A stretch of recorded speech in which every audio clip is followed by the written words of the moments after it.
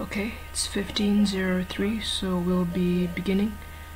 I'd just like to confirm if I'm audible enough. Can you all hear me? Yes. Yes, we can. Okay. Alright, good. I'm assuming that others will join later. But yeah, we'll see. Okay, so welcome to today's class, our first afternoon class. Thank you for joining. Before we begin, I'd like to say I was very impressed by the work that you guys did, all of you. At least I'm happy that all of you have grasped that particular concept. There were particular small issues here and there for almost everyone, but I'm pretty sure they were resolved in the direct messages. Apart from those really small things, everyone did quite well, so I'm quite proud of you, and I'm hoping and praying that we will all understand more as we go on.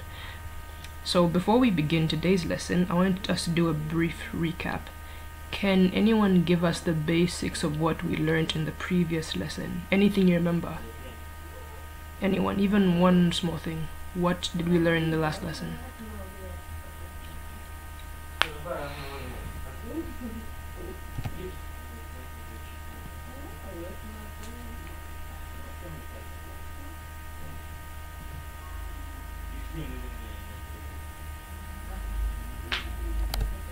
Guys, I don't like to point. I'll point at someone up.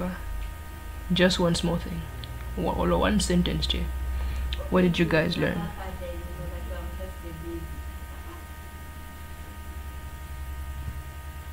The previous lesson? Yeah, the previous lesson.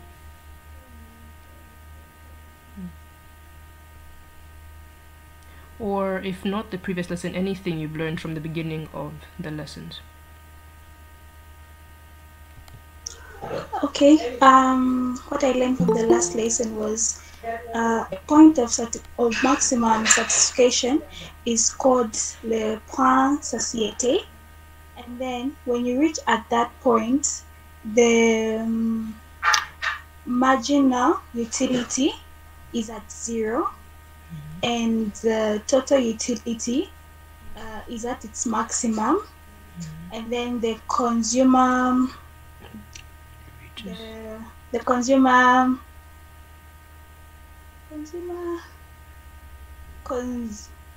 consumption is at equilibrium. Yes. Okay, that's very correct. The last part, you were going in the right direction. You were about to say the consumer reaches satisfaction. Then you replace consumption there, which isn't really a big issue. Otherwise, that's perfect. I think it pretty much summarizes the main ideas of the first 2 lessons. Would anyone else like to chip in something? Yes.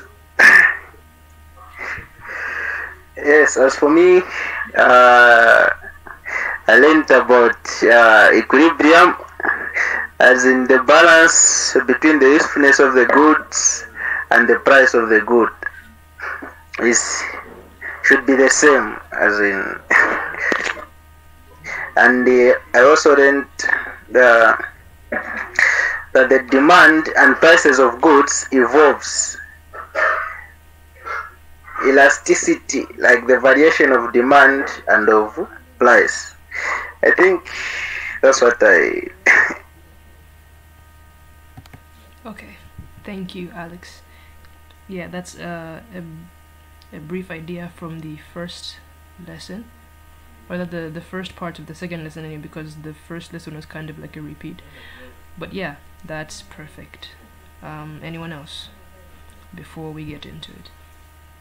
Yes, we also looked at cardinal utility, and then under cardinal utility, we've got two other utilities, which are marginal utility and total utility. Under total utility, we said to say it falls under the first law of Gaussian, which states that it keeps on decreasing. Therefore, the marginal utility is uxn is equal to umx is equal to uxn minus uxn minus 1, then xn minus xn minus 1. That's the general formula for the marginal utility. Okay, very good, Xavier. That's exactly right. Thank you. Okay, so the voices I'm hearing are the ones I usually hear. There's voices I haven't heard before in this class. Malao, do you have anything to add? Or Samala? If not, we'll go on. Anything to add?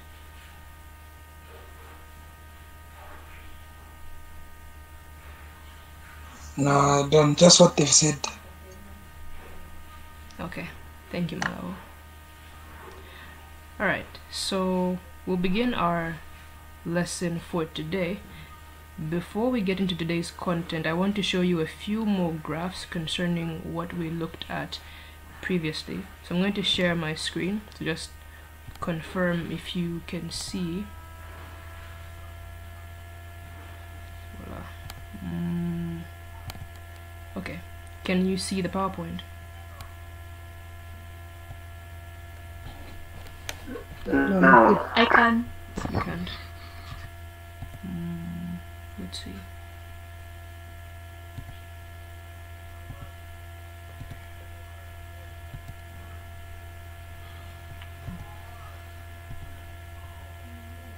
Okay. Voila. Okay, I'm believing you can see now. Yes. Yeah. Okay. So the last graph in the PDF I sent you should be this one here, followed by the calculations for marginal utility. Then I sent this one for marginal utility to you in the group. Hold on a second.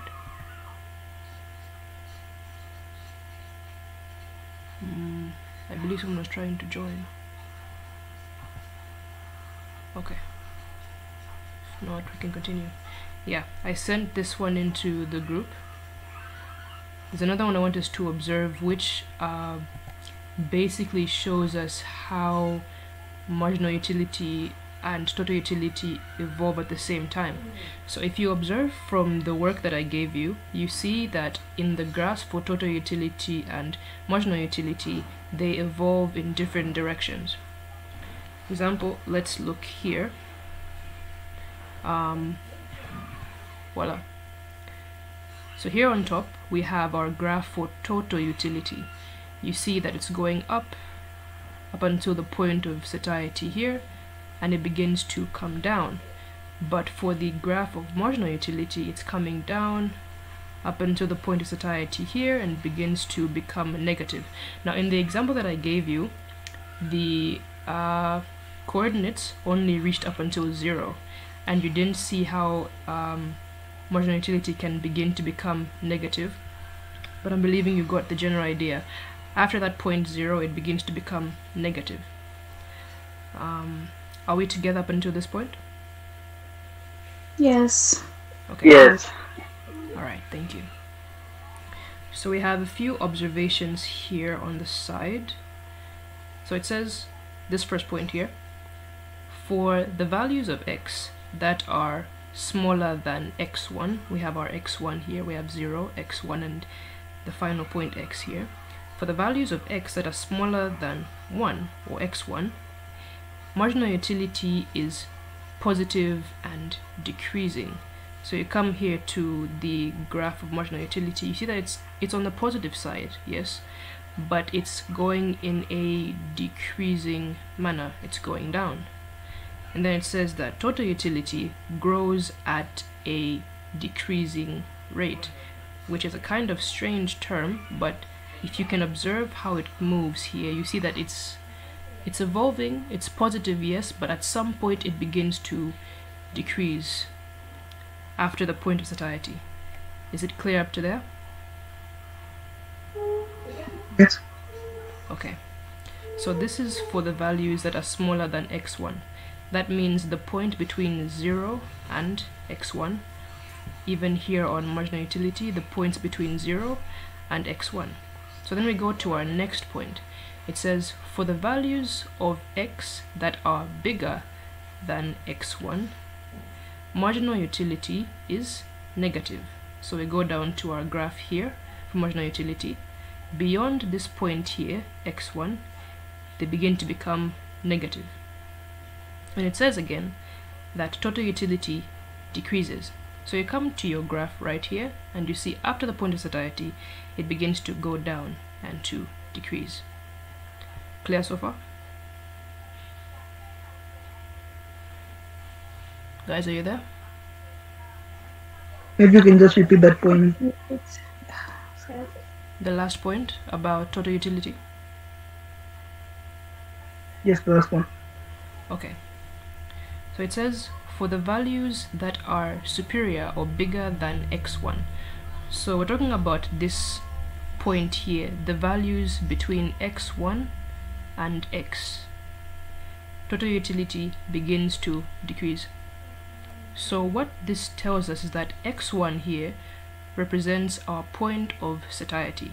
And in the first notes, we already looked at the fact that after the point of satiety, total utility begins to decrease and marginal utility becomes negative. And so that's what our graphs here are showing us. In the case of total utility, right here, after the point x1, it begins to go down. That means the values in this case are decreasing. In the same way that we can see in this graph here, after the point of satiety here, it begins to go down. And you come back, you look at marginal utility. After this point here, x1, the values become negative.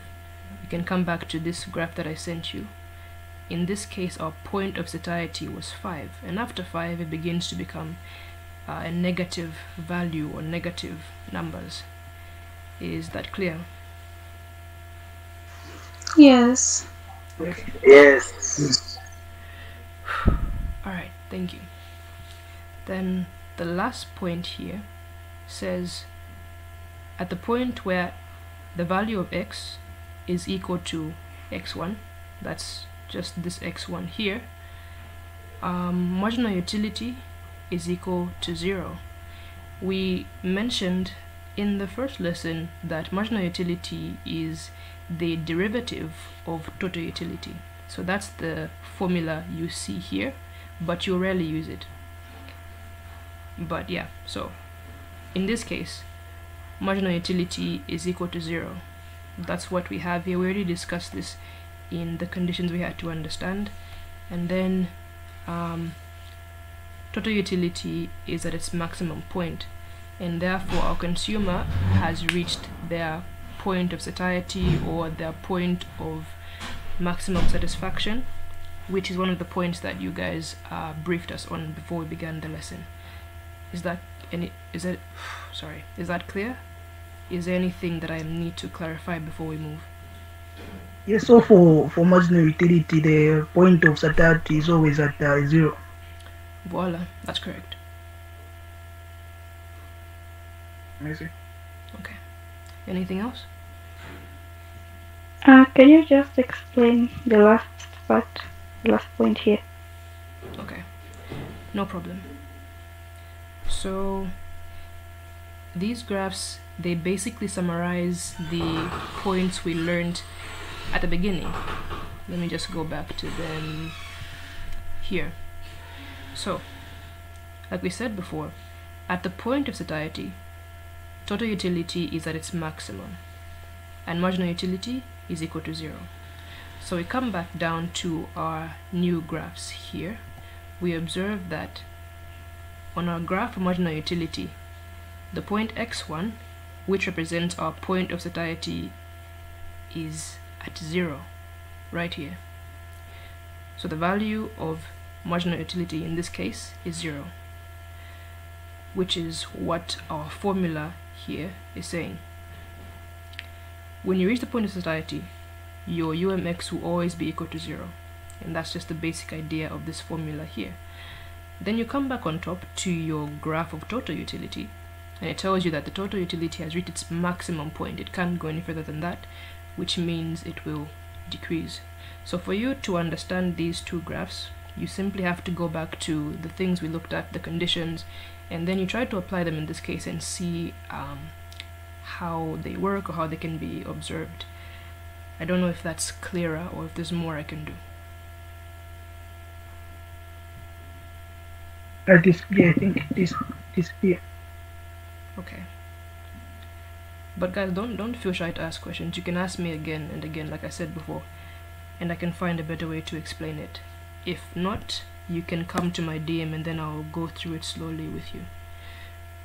But so if that point is clear, I just want us to observe these two other graphs, then we can go to our lesson for today. Alex, how much time do I have? 6 minutes. Okay. Alright. So, in our lesson for today, we are still under marginal utility, but now we're looking at the second law of Gaussian. The first law is the law of decreasing marginal utility, and now the second law is the law of equalization of weighted marginal utilities, or la loi d'égalisation des unités marginales pondérées, and we'll see just what that means in our lesson today.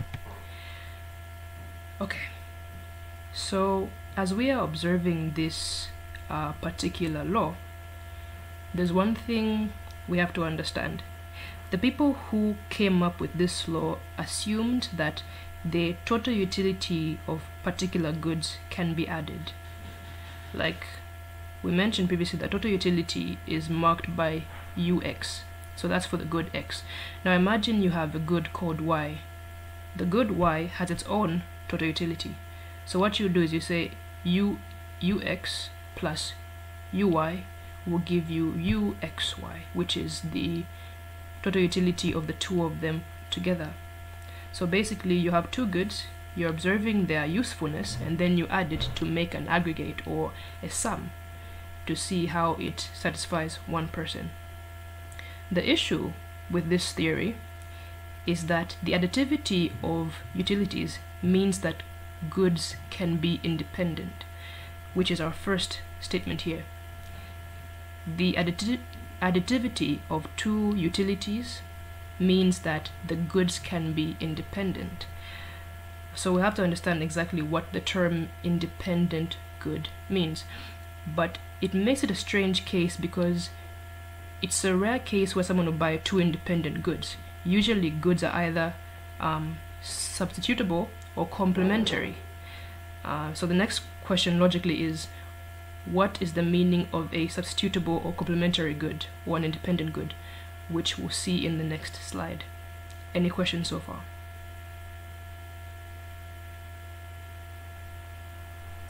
Any questions before we go on our break? I'd just like you to repeat what you just said. Okay. So let me try to break it down simply. Say you buy a phone. The total satisfaction or utility that this phone will give you is 10. And then say you buy a bag, and then the total utility excuse me, that this bag will give you is 20. What you would do is that you add the 10 plus the 20, and the total satisfaction that you receive as a consumer is 30. The bigger question is, why in one day would you buy a phone and a bag? Usually you'd buy a phone and a charger. A phone and a charger are what we call complementary goods. They go together. You can't buy one without the other because you need it. So the question is, why would someone be buying two goods that are completely independent from each other? It doesn't make a lot of sense. But that's what we'll observe in this part of it. Basically, you're adding two goods, you're adding the utility of two goods that are independent from each other to measure the amount of satisfaction that they give you. In the case that I gave, you bought a phone and you bought a bag, and they gave you together the total utility of 30. Does that petit example make sense for now? We'll get into it more in the next part of the lesson. Yes, it does. Okay. Yes, it makes sense. Okay, thank you. Alex? What? Can you repeat the name of the law again? Alright. The law is, if you can see the screen, it's right here on top. The law of equalization of weighted marginal utilities, or in French, la loi d'égalisation des utilités marginales pondérées. Is that okay? Yes, thank you. Okay, you're welcome. Alex? Sorry to disturb you. I had some issues running. Can you just run me through? Is that okay? No problem. From which point? Where did we lose you? Actually, I wasn't here the whole time because I was having issues. I logged in, I got logged out. From the beginning, okay. Yeah. So what we'll do is that we're going on our 5-minute break now. When we come back from the 5 minutes, I'll give a brief run through of everything. Is that alright? Yes, that's alright. Okay, thank you. So Alex, do keep the time, then tell me when to come back. Alright. Thank you.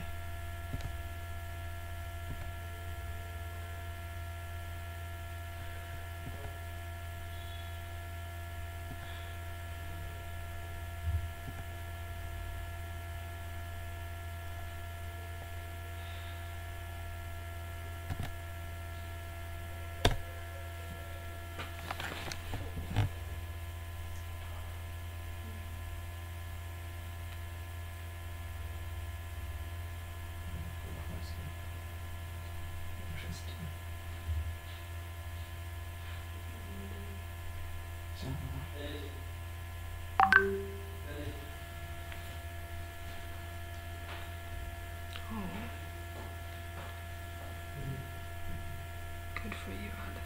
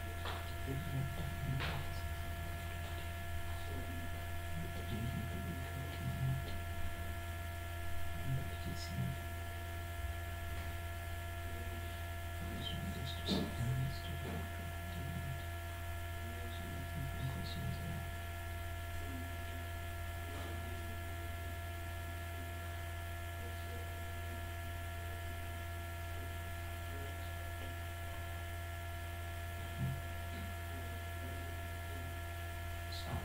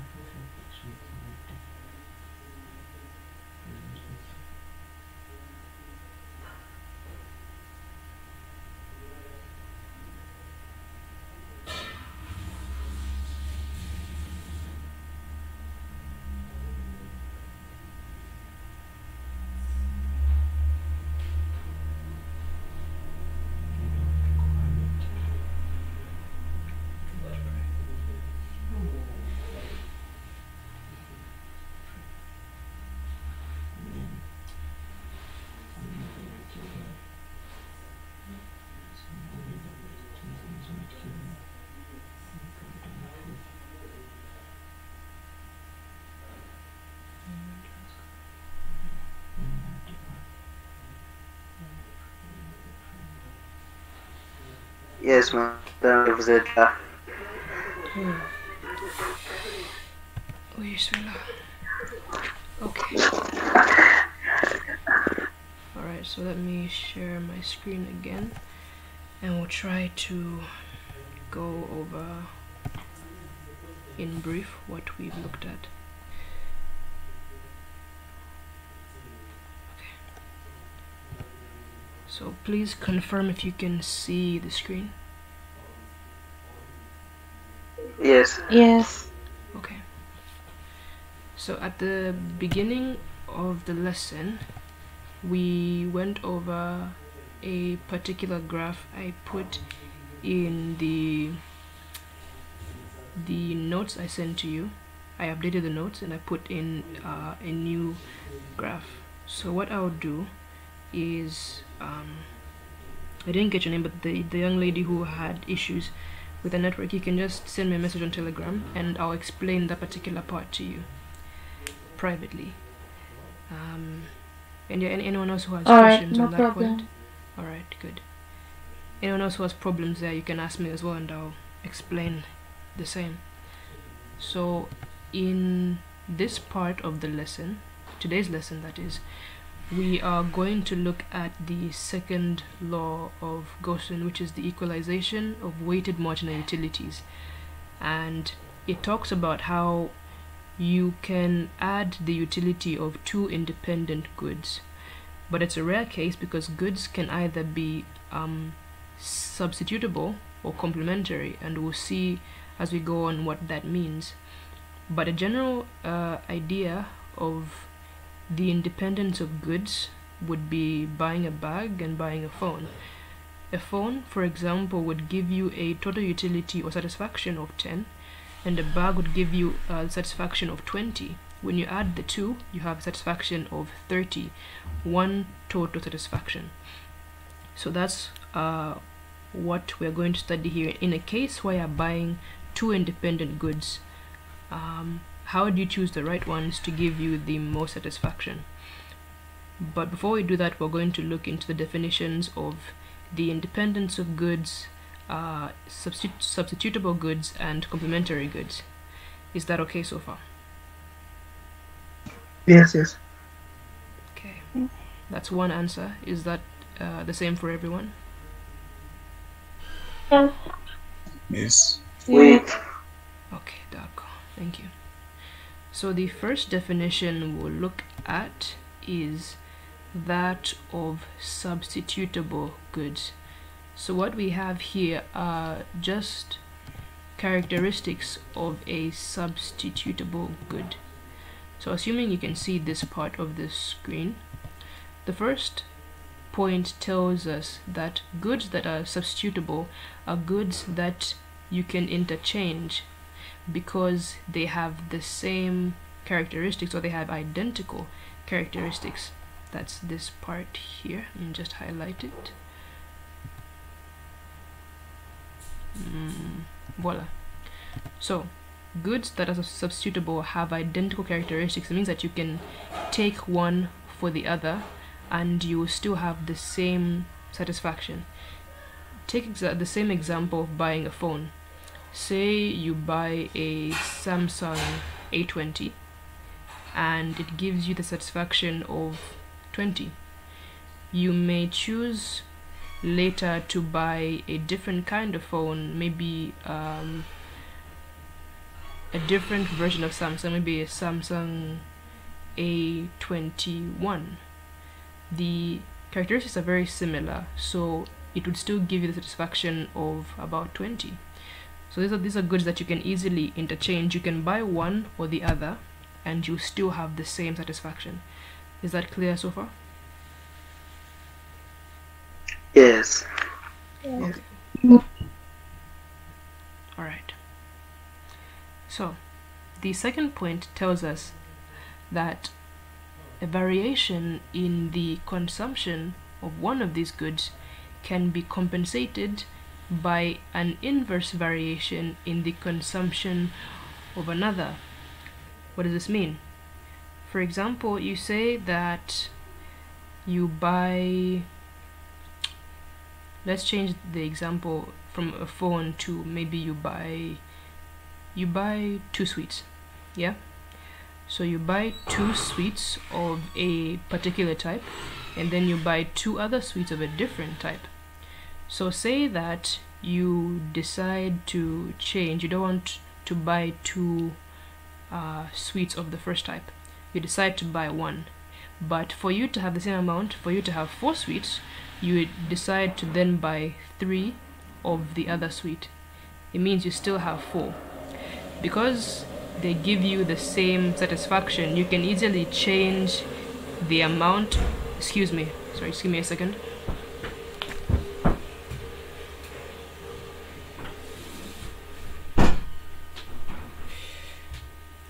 Sorry, I had to eliminate something.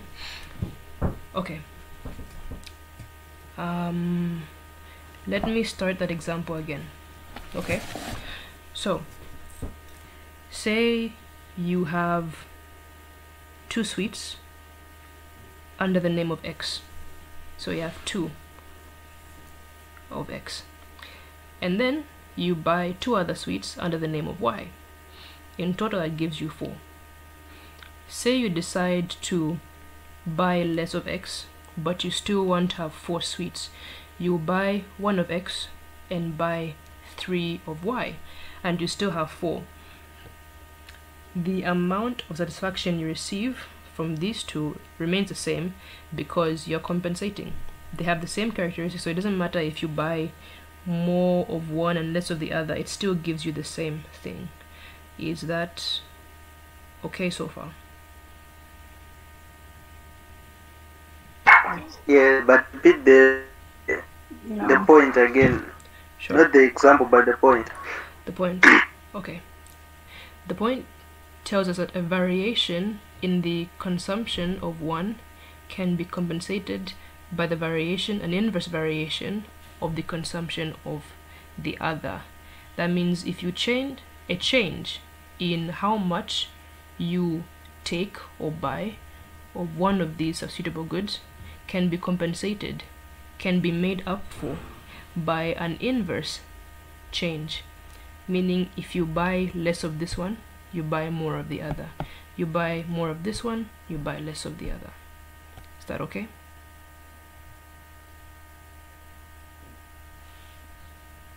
Yes.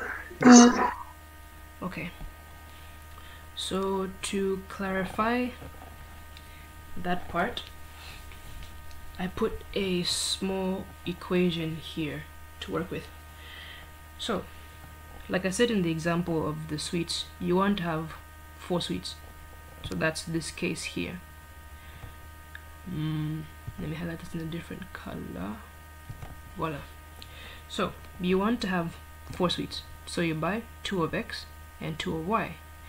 But consider another thing. If x was equal to 1 and y was equal to 3, it would still be equal to 4.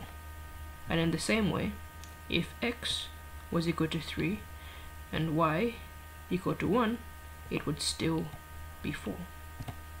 That's the three parts here. X is equal to 2 plus y is equal to 2 will give you 4.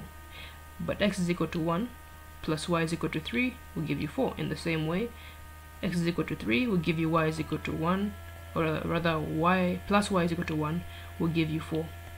It tells you that because these goods have the same characteristics, you can change the amounts you buy of one, increase the other, but the satisfaction you receive is the same because they have the same characteristics. I hope that part is clear. Yes. Yes, it is. Alright, thank you. So this last part here is a sort of condition for our assumption. So assuming that we're in an economy that's limited to 2 goods, you can only buy these particular 2 goods in the entire economy. You can only buy x or y. In an economy limited to 2 goods, these ones are usually substitutable. You can either buy one or the other and it will give you the same thing. That means that if the consumption of x goes down, that's this point here, if the consumption of x goes down, the one of y increases. And the inverse is true. If the consumption of y decreases, the consumption of x increases, hence proving the term of them being substitutable. So I hope this part is clear and we can move on to the next definition unless there are some questions here.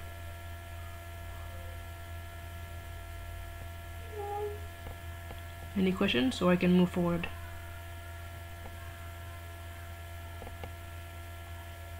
No. Okay. Alright, so just to recap, we're looking at the characteristics of 3 types of goods.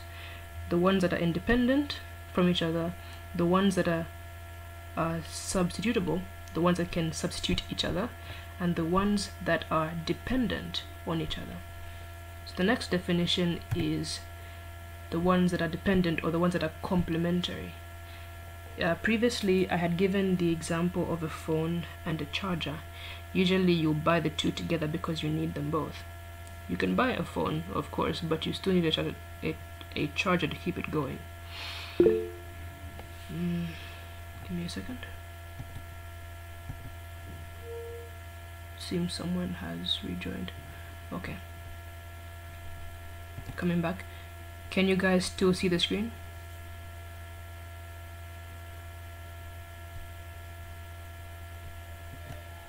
Yes, we can still see it. Yes. Okay, thank you. So, the next goods we're observing are complementary goods, des biens complémentaires. So our first note here is giving us a new assumption. The previous assumption was that we're in an economy where you can only buy 2 goods, that's x and y.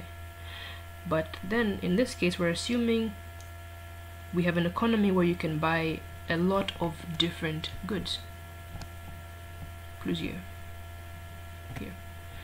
So in an economy where you can buy a number of goods, a few of them or a number of them usually have to be taken together to meet one need. That's the same case where you buy a phone and you buy a charger to meet one need. Of course, usually when you buy a phone, it comes with the charger, but we usually don't see that the the costs are put together. You only see the cost of the phone, but the cost of the phone, the charger, and the headsets come together. So in that case, you have goods that are complementary. The phone, its charger, and its headsets, and so on. Then in our second point here, if we have the goods X and Y, in this particular case, a case where you have a lot of goods in an economy, the goods X and Y are therefore called complementary in this point here. If you're considering X and Y in this particular kind of economy, then X and Y are complementary. It's just a rule. That means that the consumption of X will mean the consumption of Y because they come together. If you buy more phones, it means you'll have more chargers and more headsets because they go together. That's this third point here. The consumption of X means that you will consume Y as well. Are we clear so far? No, kindly repeat your explanation. On which point? The third one? The third one. Okay. So we're still working with the example of a phone and a charger. The way that complementary goods work is that the more you buy of one, the more you buy the other. Say you buy one phone, you'll have one charger. If you buy a new phone, you have two phones and two chargers. You buy two more phones, you have four phones and four chargers. It means that the more you buy of the phone is the more you buy of the charger. It means that these kinds of goods increase together. It can't be a case where you buy two phones and you only buy one charger, because we're assuming that, of course, in the world we live in today, you can charge different phones with the same charger, but we're assuming that every time you buy a new phone, you have to buy a charger as well. So you buy two phones, you have two chargers. Four phones, four chargers. It's the same thing. If you have 2 of X, you have 2 of Y. 4 of X, 4 of Y. A complementary good is a good that you can't buy without buying the other. They always go together.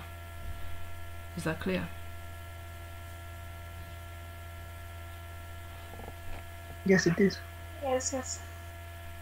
Okay. Alright, so we'll continue. Alex, how much time do I have?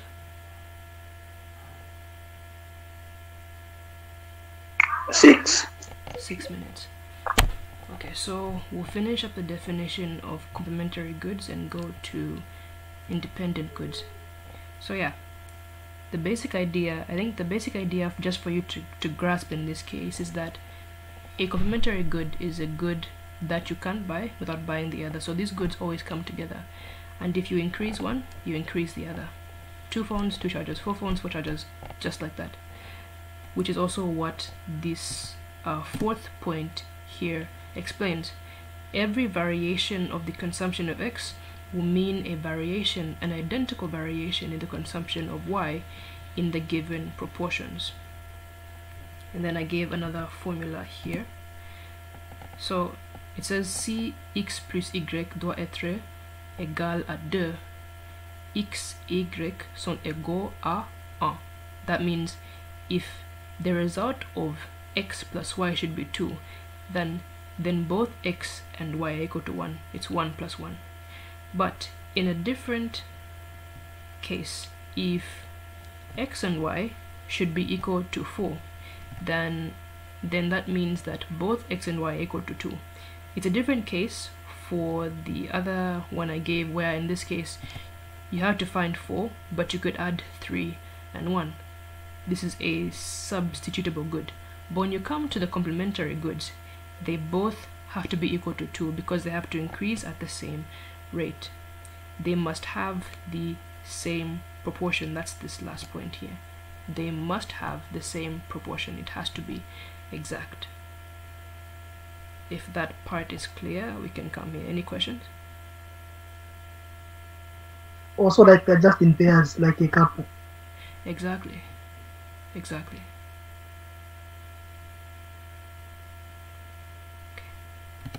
Anything else?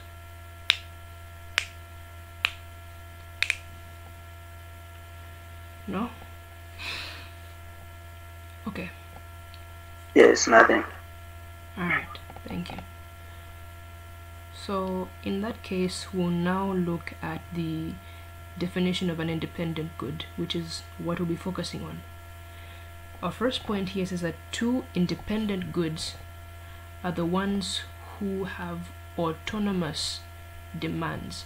Now this is a kind of tricky definition, but the best way I can break this down is to say that it doesn't work like a complementary or substitutable good. It's completely different. It's a case where if you buy more of X, it doesn't mean you buy more of Y, which is the case that you have in complementary goods. But it doesn't also mean that if you buy more of X, then you'll buy less of Y, which is the case of a substitutable good. It means that if you want to buy 2 of X, you can buy. If you want to buy 3 of X, you can buy. You want to buy 2 or 1, it doesn't matter. It doesn't affect the other. Independent goods are goods that don't affect each other at all. Say you buy a phone, right? The phone comes with its charger and its headsets and all of that, and that's fine. But then you decide to buy a bag also. You don't buy the bag because you bought the phone, because they don't have any connection. And that's what independent goods are. Goods that have really no connection to each other. Does that make sense? Can you explain that again? Sure, no problem. So what I'm trying to do is that I'm trying to make a difference between the two goods we observed before and the independent goods. For the complementary goods, which were the ones we saw previously, these ones, as was said before, they go in pairs. If you buy 2 phones, you have 2 chargers. In the case of substitutable goods, you can buy 1 of the other and buy 2 of the other, in the case where you want to have 4. I gave the example of sweets. You want to have 4 sweets, so you can buy 1 of X and 3 of Y. Or you can buy 2 of X and 2 of Y. Or you can buy 2 of X, 3 of X rather, and 1 of Y, and you still have 4. But these goods, they add to each other. The difference between these two and independent goods is that they have no connection whatsoever. If you buy 1 phone, it doesn't mean you buy a bag or you buy 2 bags, because they have no effect on each other, and the difference in the amount you buy of one won't affect the other. You can buy 1 phone and buy 2 bags, or you can buy 2 bags and buy 1 phone. You can buy 3 bags, buy 3 phones. It doesn't matter. They are completely independent. They don't affect each other at all. Does that make some sense? Yes. And the time is up. Time is up. Alright. So we'll take our 5-minute break. Alex, you let me know when to come back.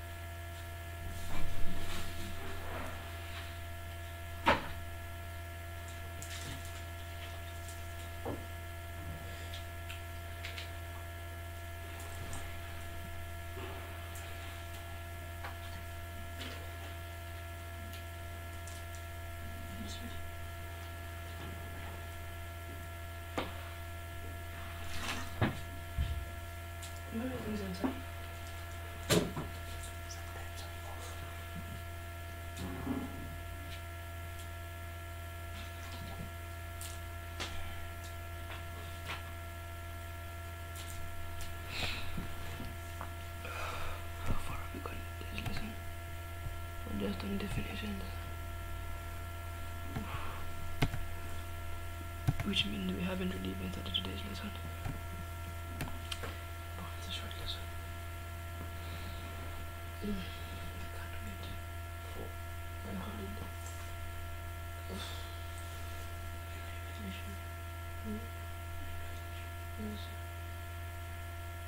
Inshallah, let's get there.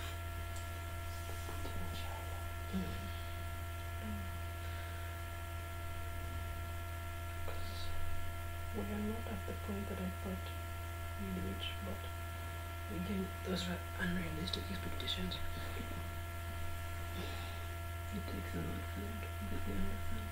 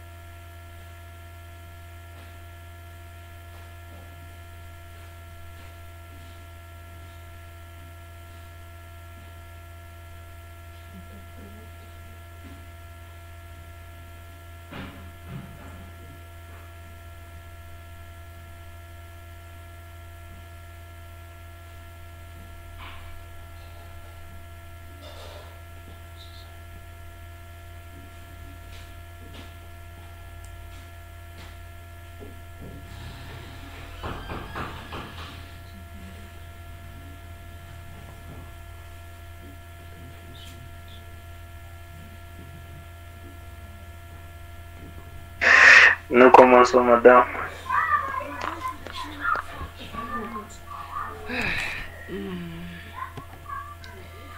D'accord, on commence. Okay, so let me share my screen again.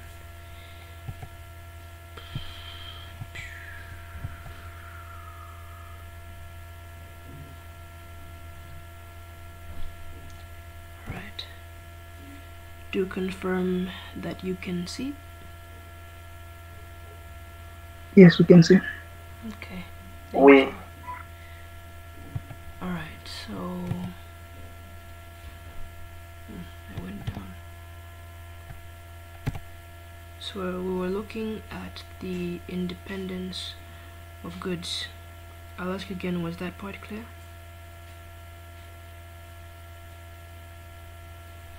Yes, very clear. Okay, thank you. So I'll go back to our first slide because that's what we're really looking at. I needed you to have an understanding of these three types of goods so that you wouldn't have other questions as we go on, and so that you can know the difference between the three of them. So the first point we had is that the additivity of utilities means that goods can be independent. And if goods can be independent, it means that the utilities that they have are also independent. And so that's what we'll look at now at this point. From that fact, understanding that we can add utilities, we're going to look at a particular consumer who has the option of two goods before him, and he wants to buy them, he or she wants to buy them, and he wants to use the totality of his revenue, or this consumer wants to use his entire budget to buy these two goods. So if that's the case, it means that the satisfaction that this consumer is going to receive from their purchase is equal to the summation, the sum of these total utilities. For him or her to get their total satisfaction, they have to add the utilities of the goods X and Y. And so we have our formula for total utility here. You remember previously that the formula for total utility was just ux is equal to f of x. That's the derivative. And I thought that you wouldn't really have to worry about calculating this because you would be given these amounts. Do you remember that? Do you remember this part? Yes. Yes. Alright. So now in a case where you're dealing with the total utility of ux and the total utility of x and y, you're basically just going to add them. It's the same case where you've already been given these amounts and you just add them. So the formula we'll use in this particular law, in this case, is uxy is equal to ux plus uy, because you're adding the two utilities to have the maximum satisfaction. Are we together there? Oui. Alright, so now as we are adding these utilities, our goal is to find the exact combination of the quantities of x and y that will give us the most satisfaction. That's our point here. Our goal is to determine the combination of quantities of x and y. You remember that the last time I was giving you these notations, I told you that the small x and the small y means just the quantity consumed of x or of y. So we have to find the exact quantity of x and that of y that will give us the maximum satisfaction. We call this the solution, the equilibrium solution, la solution d'équilibre, which is down here. Is it clear there? Anything I need to clarify? Can you just explain that part again? Sure, no problem. What can I refer to in this case? Give me a second. Let's look at lesson 2 and just observe some of the graphs we had there, or the tables that we had there. So here we have this table that we looked at, which is a table for total utility. You see on this side here you have the consumed quantity of x, and then this side you have the total utility of x. So here we already know which quantity of x will give us a particular utility, and you know also which one will give us the maximum utility. In this case it's number 5, which gives us 15. Now in this case we are assuming that we don't know the exact quantity to be consumed that will give us the total utility. Let's come down here.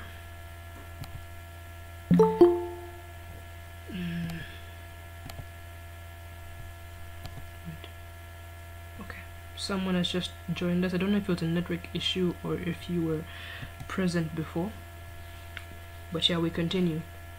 So in the previous examples I gave you, we already knew the consumed quantities of x and which one would give us the maximum utility. In this case we have to find out which quantity that is. We don't really know. Is that part to some degree clear? If it's not so clear, don't worry, we'll see it more as we go on.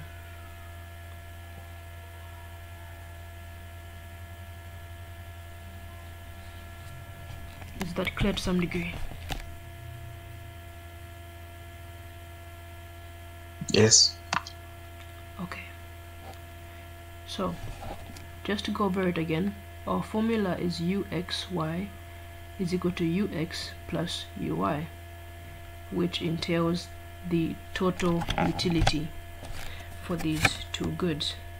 For us to be able to find the total utility, we need to find out how much of x and how much of y our consumer will have to buy, which is called the equilibrium solution. It's basically finding out how much of each good you have to buy to reach your maximum satisfaction. From that point, we will move, unless there are questions. Alex, how much time do I have?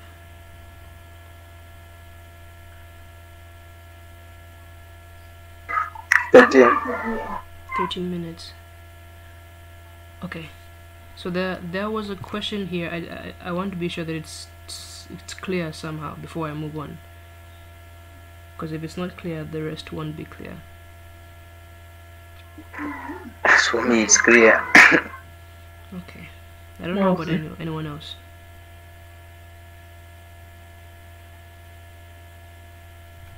Anyway, in any case, if it's not that clear, like I said, for the other question, you can always ask me in the DM, because of course we have to move here and not everyone will get everything at the same time.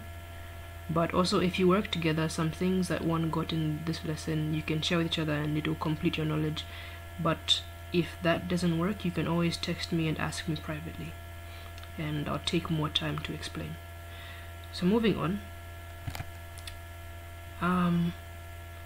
we're trying to understand how the consumer will pick the proper amount to use. Someone's mic is on. Is there a question?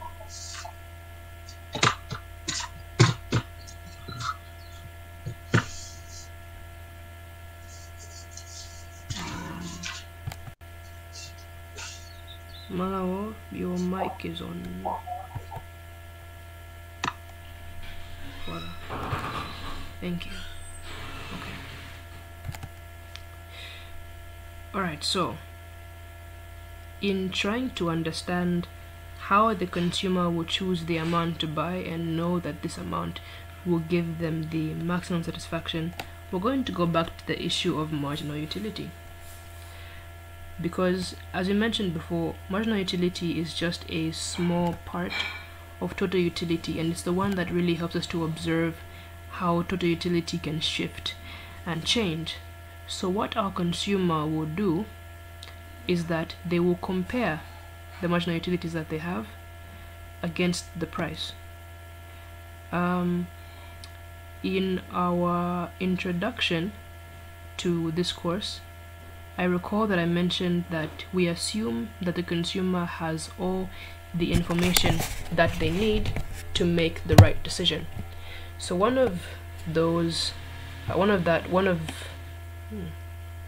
ces informations, information is not plural in English, but let's just say one of those important information is the marginal utility. If the consumer knows the marginal utility, then it's easy for them to make the right choice. So what they'll do is that they will lay down all of the marginal utilities and compare them against a price. In this case, the price is fixed. The price, let's say you have 5 goods, yeah? All of these goods cost 10 kwacha, and they have different marginal utilities. The price is the same for all of them, but you want to pick the one that's the most profitable to you. So what you do is that you pick the one that has the highest marginal utility. Let's reduce that quantity to 3 goods, right?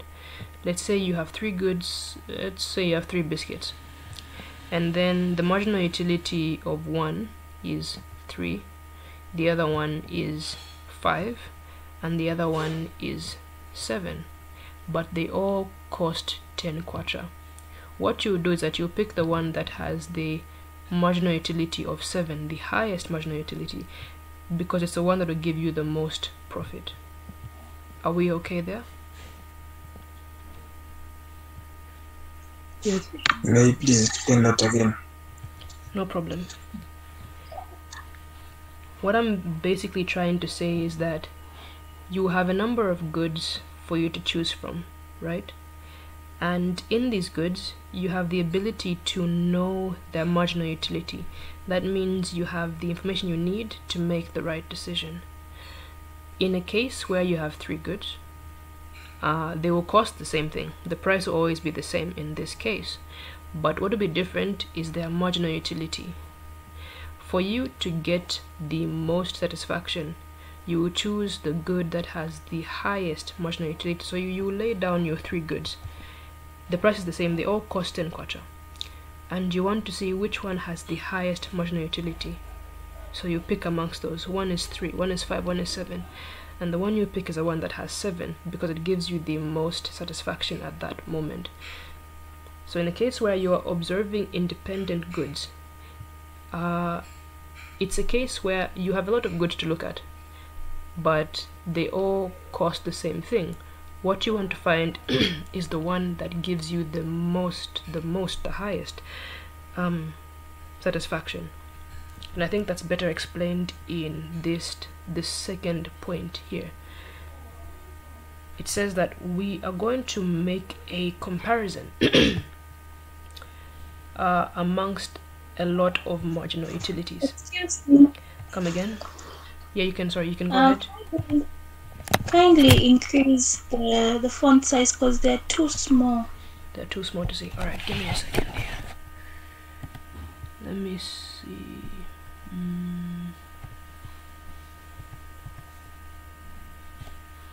Let's see. 23.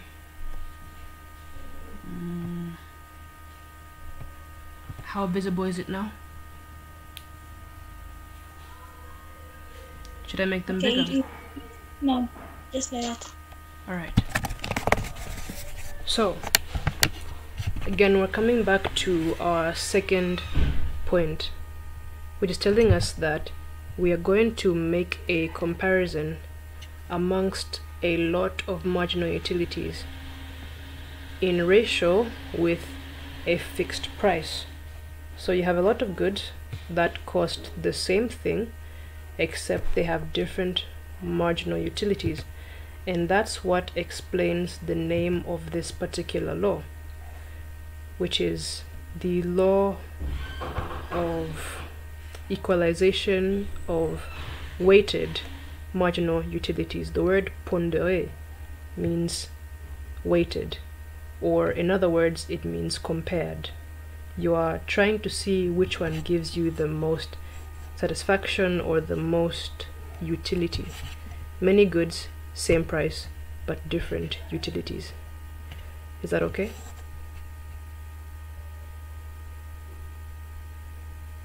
Yes.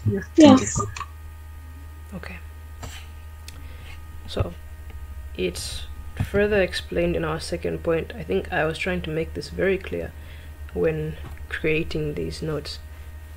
The third point says, therefore, the price being the same, we are seeking to find the good with the highest marginal utility. Le prix étant la même, nous cherchons le bien avec l'utilité marginale le plus élevée. The price is the same, but we're looking for the good that has the highest marginal utility. And then I mentioned previously that we're dealing with a number of goods. In this case, it's just 2 goods in an independent system. Since we're looking at 2 goods, we're going to be observing this case in both of the goods. We're going to be looking for the highest utility in both of them, but then we have to equalize them so that they fit into our revenue, which is the 4th point here. It says, since the consumer observes the price of 2 goods, which is here, our consumer observes the price of 2 goods, he is looking therefore to equalize their marginal utilities in ratio or in proportion to a monetary unit or a price. So you're trying to equalize them, and you're also trying to equalize the ratio of the money you'll use to acquire them. You want the two goods to give you the most satisfaction, but you also want their prices to fit into the budget that you have. So you have to create a ratio and equalize them. Are we okay there? Don't worry, I'll explain that point a bit more. I know it needs a bit more light.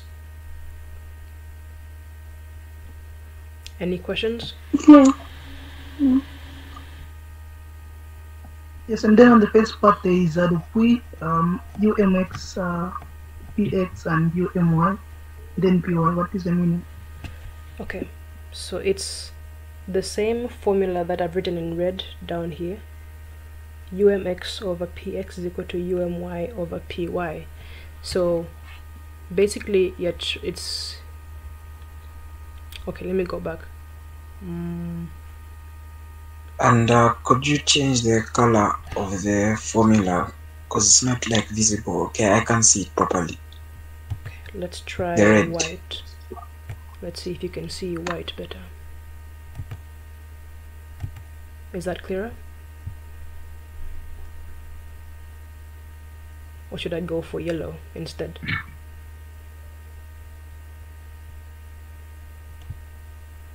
It's clear now. It's clear. Okay, let me change this other one also. It's clear. Is the second one clear as well?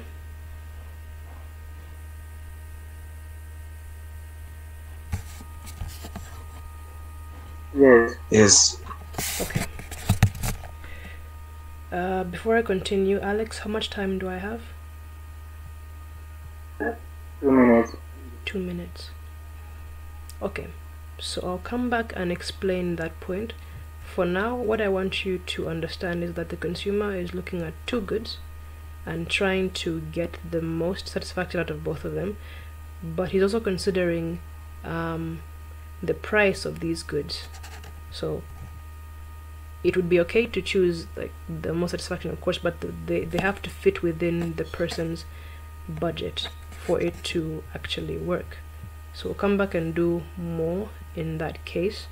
For now, just think over what we've gone over. When we come back, before I continue, you can ask me any questions that you may have, any clarifications that you need.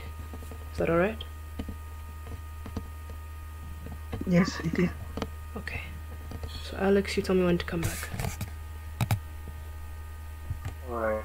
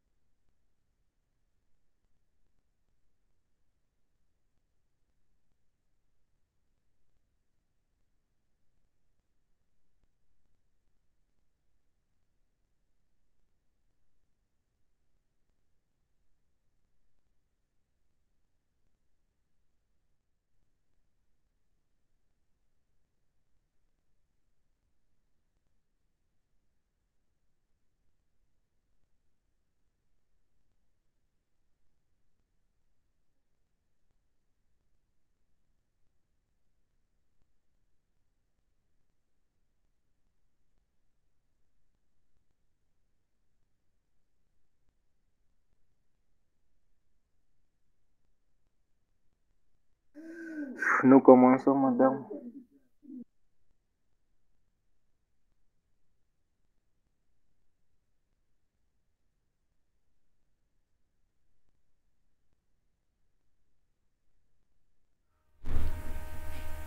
Okay. I'll be sharing my screen.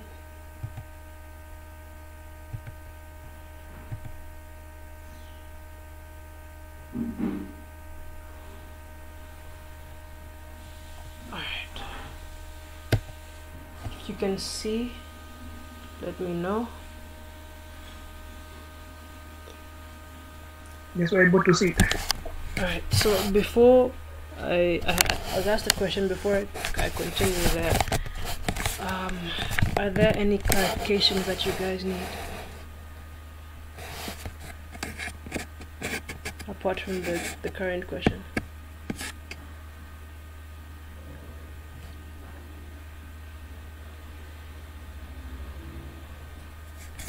Nothing? Okay. Alright, thank you. So someone asked me what that part on top means, the UMX over PX and UMY over PY. So basically it's a ratio. It's a ratio of your marginal utility and the price that corresponds to it, the marginal utility of X and the price it's associated with, and the marginal utility of Y and the price that comes with it. We'll see why that's important in, I think, the next slide, but for that point, is it clear at least? Yes, it is. Okay, so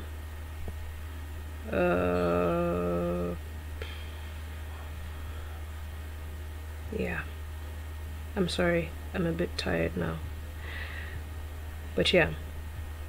So in this case, like I mentioned before, we're going to be observing a number of marginal utilities that have the same price. So you can have UM1, UM2, UM3, but the price of these will be the same.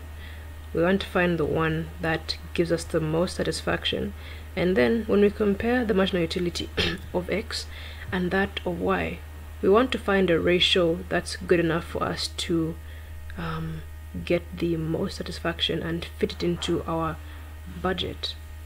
That's why we have UMX over PX is equal to UMY over PY. These two ratios have to be equal for you to get the exact satisfaction that you need. But it can be rewritten in a better way, which is the one that's at the bottom there. It's easier when you have your marginal utilities together and your prices together as well. So this last formula here says UMX over UMY is equal to PX over PY. So now it's a ratio of your two utilities and the ratio of your two prices also, for you to see what really works. We'll see it in the next slide. But yeah, basically it's a ratio, and then you replace it elsewhere later on. So they're just the same. The first one and the second one, they're just the same. Yeah, they're just the same. Except I think this second one here is much easier to use, I should say. At least this is just a personal experience. It's easier to use the second one. But yeah, they're the same. So this formula is called the optimum of the consumer. We mentioned the optimum in our first lesson, which is the best choice that a consumer can make. So this formula shows you the best option you can choose or make for these two goods at the same time that fits within your budget. So that's the optimum of the consumer, the best choice you can make to have the highest utility and within the price you want it to be to fit within your budget. And then we have this next formula here, which will basically prove whether or not you chose the right utility and the right price. The R here stands for revenue, it stands for your budget usually. So the statement here says, de ce fait, nous avons notre solution d'équilibre. And then I repeat the statement that was at the beginning of the slide, which says the consumer allocates his entire revenue to the purchase of two goods X and Y. Le consommateur affecte la totalité de son revenu à l'achat de deux biens X et Y. So we mentioned at the beginning that we are considering, let me just go back to the top so you know what I'm referring to.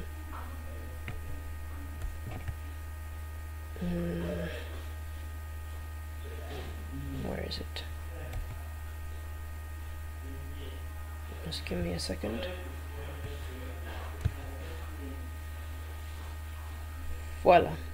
So this first statement here, our consumer allocates his entire revenue to the purchase of two goods X and Y. Can you see that part? Yes. Yes. Alright, so then we come down here. The consumer allocates the entire budget to the purchase of these goods, and so we have this formula here. We have the quantity of X multiplied by the price of X plus the quantity of Y multiplied by the price of Y will give us our entire budget. Say we have a budget of 20 kwacha, right? And then the price of X is 2 and the price of Y is 1. So you want to find the quantity of X and Y that will bring you to 20. So say you say addition ya kanga hapa. I think let me get something here to write with, or we can just go to our example. But before I go there, do I need to clarify anything on this point before I either give the example I was trying to give, or I go directly to the application I put in the notes? Do I need to clarify anything? And by the way, this will be the end of our lesson. We'll just go through the application and then we'll be done for today. So before I go there, any clarifications? Can you just explain again about the revenue? Okay. So just a second. I want to get one thing clear. We'll handle that and then we'll close. So while I'm still handling something here, think over that part. I'll come answer your question and then we'll continue. We are not technically on a 5-minute break, but just take some time to think through it as I settle things.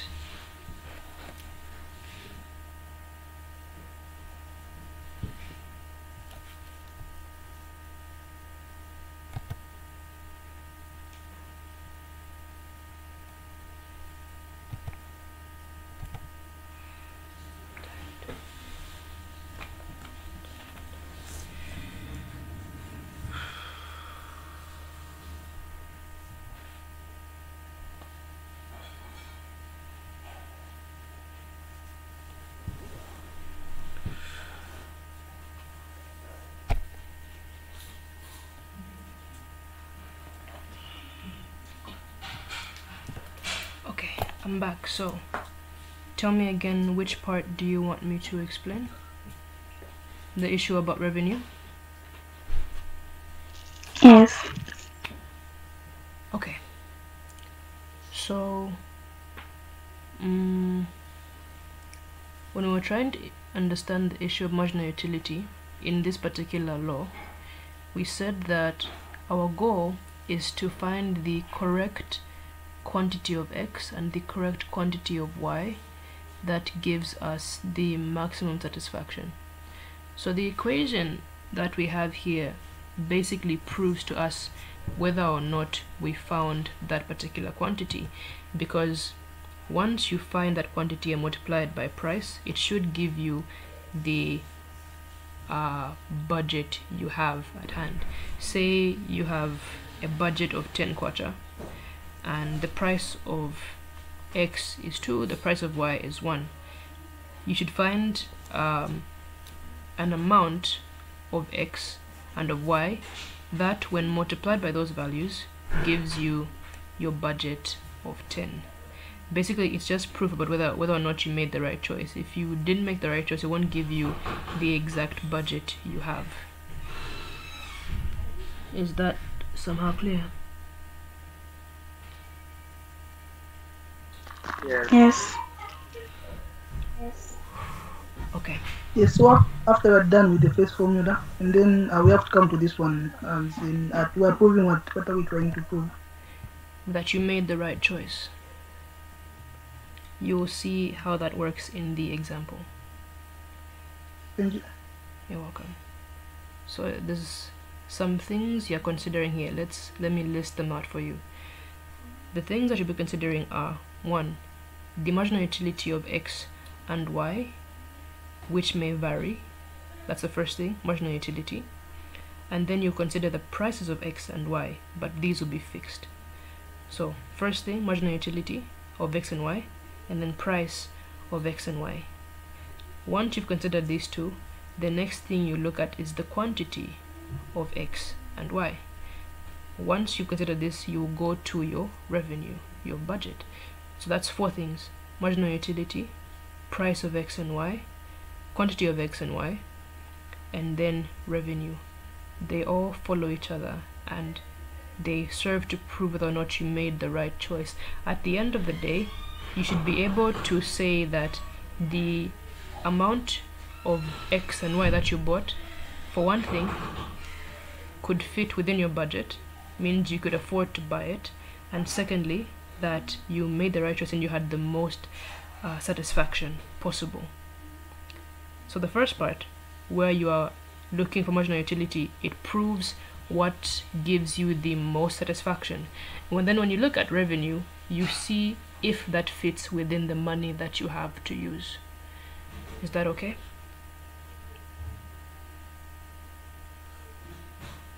Yes. Excuse me, Miss Santitas, if you could repeat that one more time. Okay. So explaining the entire part about marginal utility, or just revenue, or the two of them together? Just revenue. Come again?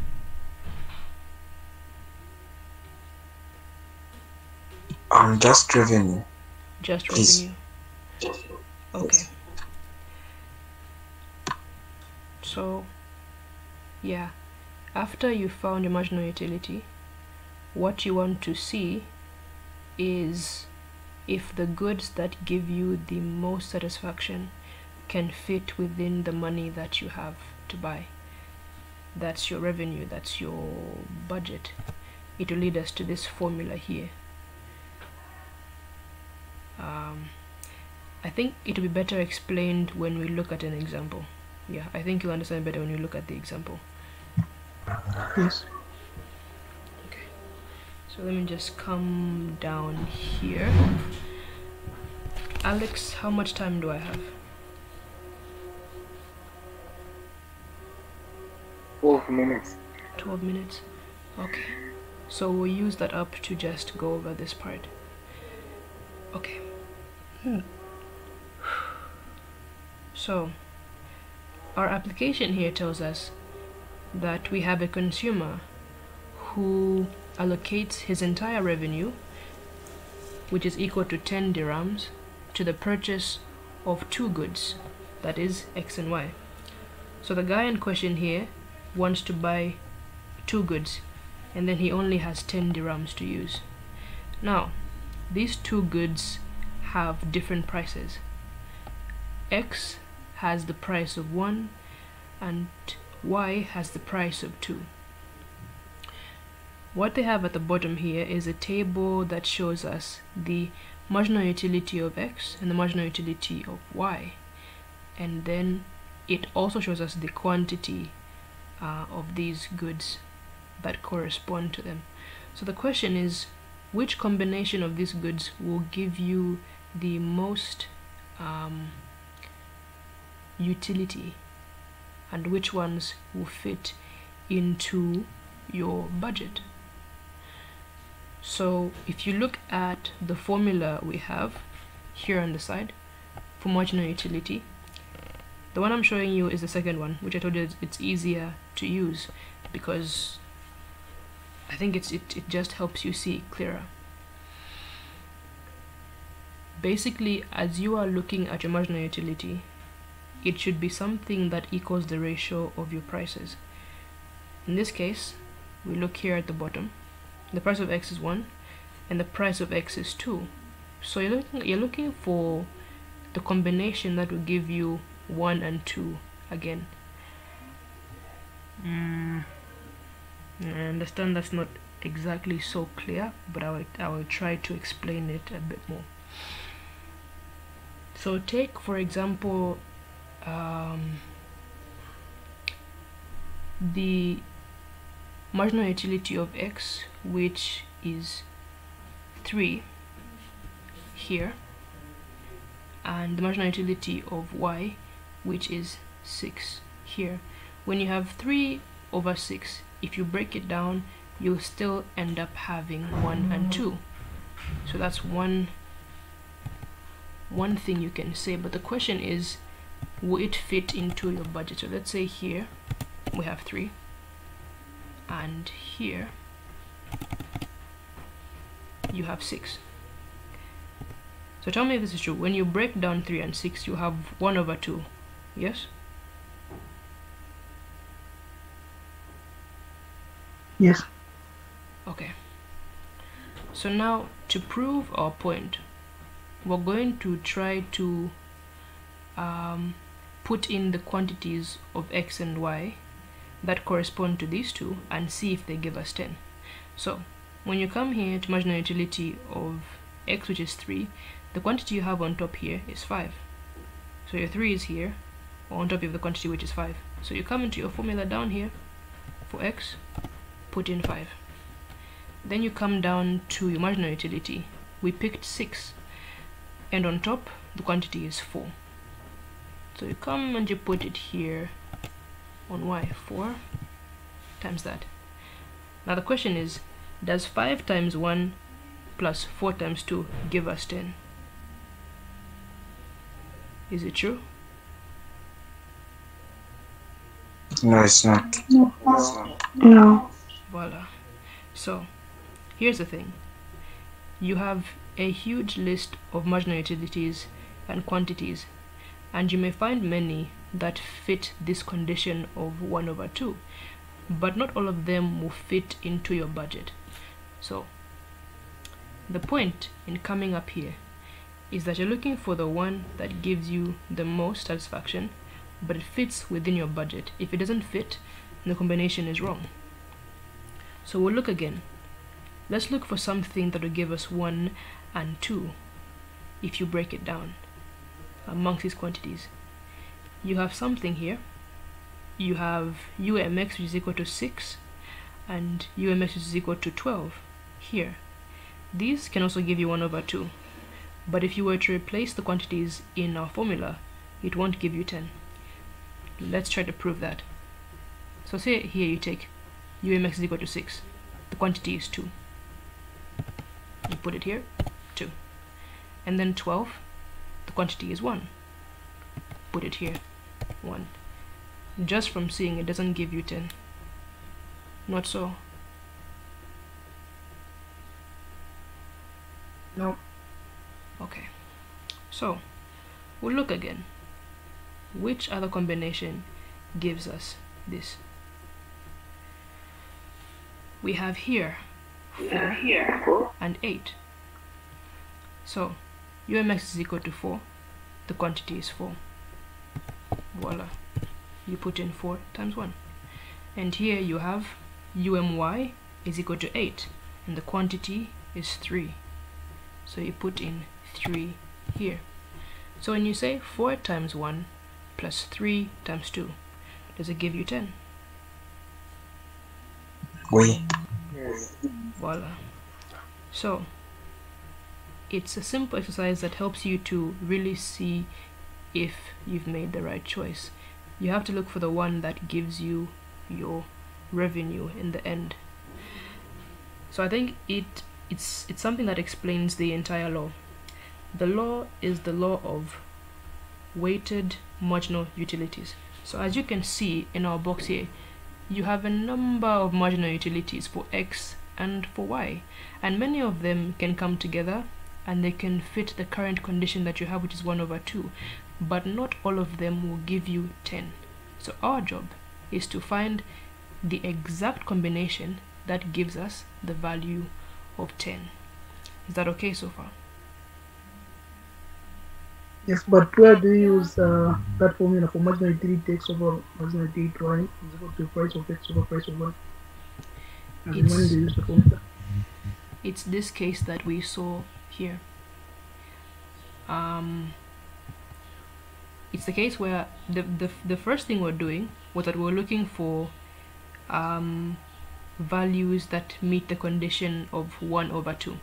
So come back to the question here. This condition will always be given to you. They'll always give you the price of X and the price of Y, and from that you make your ratio. I think this is why I said that this formula is much easier to use, because what you do is you just get this price of X, put it here, make it 1, and get the price of Y and put it here, make it 2. That means that you have done the first thing. You've found your condition, which is 1/2. And then in completing this formula, you're going to look for the combination of marginal utilities that gives you 1/2. The first one we looked at, I believe, was 3/6. No, not 3/6, rather. I think it was 2/4, or one of those. And then we began to try to replace it in the formula. So this formula here that you're using, you first, okay, I've confused myself also. Let me go back. What you do is you get your prices, you put them here. Price of X will be 1, and price of Y rather will be 2. So now you have the condition 1/2. Your job now is to find the exact marginal utilities that fit this condition. And like we saw before, there's a number of them that can fit this. Here we have 6/12, we have 5/10, 4/8, 2/4, 3/6. Many of them can fit. So you would be trying that for a pretty long time. But what you do to help you know if you found the right choice is you just get the quantities that correspond to these ones. In the case of 3/6, UMX is equal to 3, the quantity was 5, and UMY is equal to 6, the quantity was 4. You get these two quantities, you replace them in your formula, and you see if they give you 10, and that's when you know when you've made the right choice. So this formula for UMX over UMY is equal to PX over PY is just you trying to see which combinations of the the marginal utility of X and Y, which ones fit together to meet the condition of your price. Which ones would give you, in this case, would give you 1/2. It's not always 1/2. You'll find other conditions, 1/4, 2/3, but the main idea is to find the ones that fit this condition. Like if you break 3 and 6 down, you always come back to 1/2. Does that make some amount of sense? Yes. Okay. Yes. So I'm pretty sure you guys can tell from my voice I'm pretty tired, and I think you guys are tired as well. So we'll be ending our lesson here, but the basic idea I want you to grasp is just this case. When you're given your prices, it's easier for you to use this first formula here because you can just put your prices here on px and py, and then it helps you to see which combinations to use to meet your condition. And once you find those, you begin to replace their quantities in the formula to see which ones add up to your revenue. Once you've done that, you've completed the question. And I wish I could explain better, but I'm extremely tired today. And so what I'll do is that I'll give you a similar exercise. In this group of notes, the last slide shows you the answer to this question and how it was found. So what I'll do is that I'll send you a similar question, and then you can just refer back to this, see how it was found, and try to answer it for yourselves. And then according to how you answer, I will explain to each one of you individually, so you can understand. Because I understand in a group of people trying to teach everyone the same thing at once, people may get lost along the way. I might even confuse myself. So we'll do that, and I'll respond to each one of you individually, and I hope that helps you to understand basically the calcs about this. So that completes our lessons for this week. When we come back on Monday, I will go through the basics of this lesson again, and also along the weekend, I'd like for you to go over these notes and ask me questions, because I know for some people some things were clear, other things weren't clear, some things were clear, other things weren't clear. So you can ask your friends, but you can also just come ask me, go through the notes, ask me, and I'll try to answer you individually. And I'm hoping that by Monday you have understood at least to some degree this part. Then we'll go over the important parts again. Is that okay for you guys?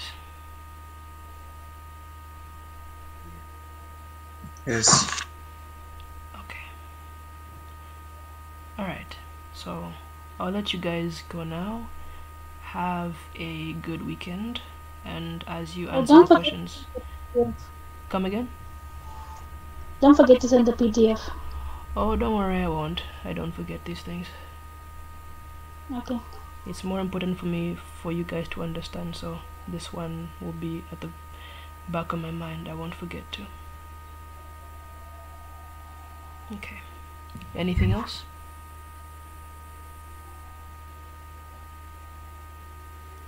Alright. No. Okay, thank you. If there's nothing else, thank you guys for coming through once again. We'll be talking more along the weekend, and yeah, we'll see how best we can do this a bit more, go over it again, go over the calcs until you guys understand. I'll move at your pace. So yeah, you guys have a good weekend, and we'll meet again on Monday. You are free to leave. Bon weekend na vous. Bon weekend. Bon weekend.